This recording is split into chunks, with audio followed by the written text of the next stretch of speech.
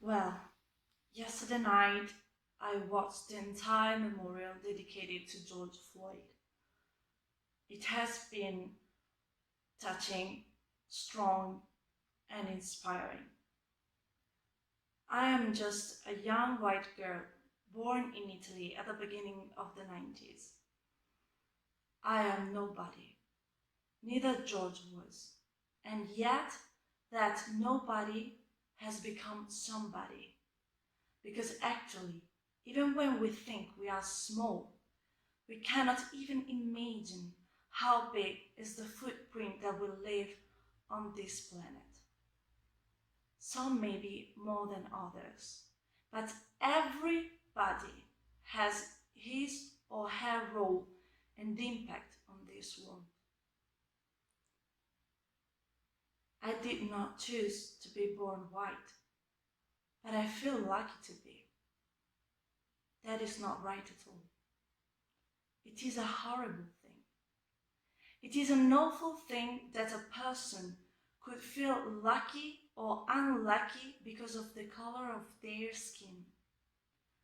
The color of the skin should be something that passes totally unseen. The only moments in which we should care about our skin color should be those when we need to choose the perfect body cream based on our skin type, or when we need to choose the correct shade of our foundation cream, or when summer comes and we need to buy the most suitable sunscreen, and no more.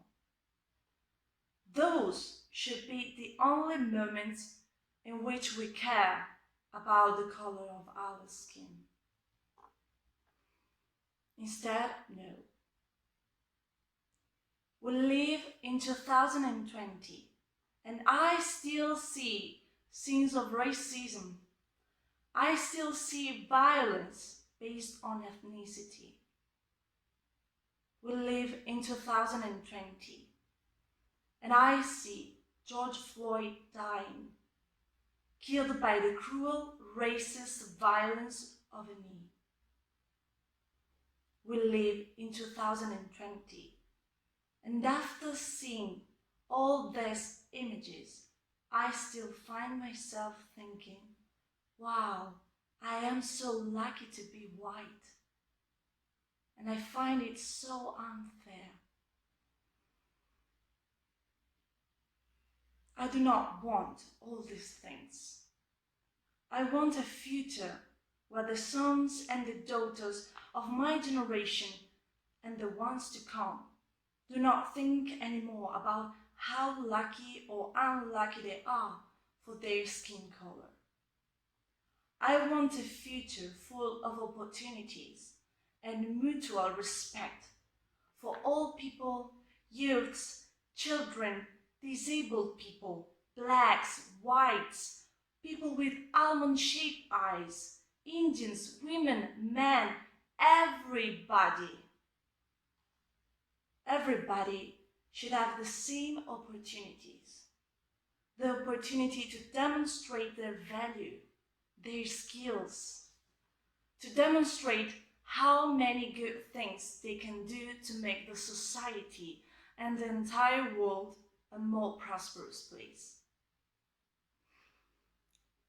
During George Floyd's memorial, Reverend Al Sharpton quoted all the protest marches and movements that are taking place all around the world, not only in the US.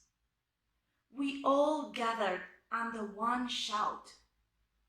From Germany to Minneapolis, passing through Naples, London, and thousands of signboards, screens, and videos. We all raised our fist to the sky and shouted those last words. I can't breathe. I can't breathe.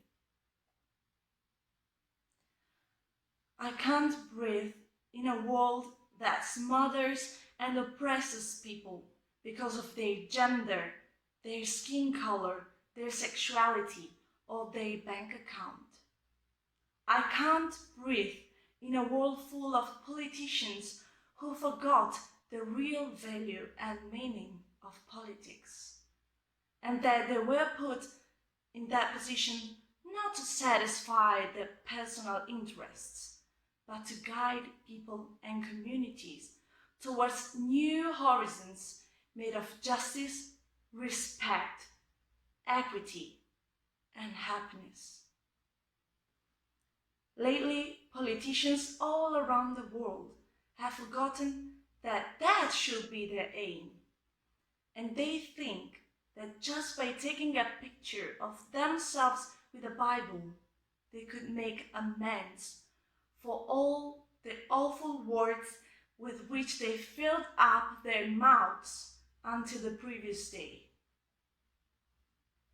Things should not work like that. We can make a change. And when I say we, I mean all the wonderful varieties that constitute the only race we can talk about, the human race. Reverend Al Sharpton said that we are living in new times, that times have changed and are still changing.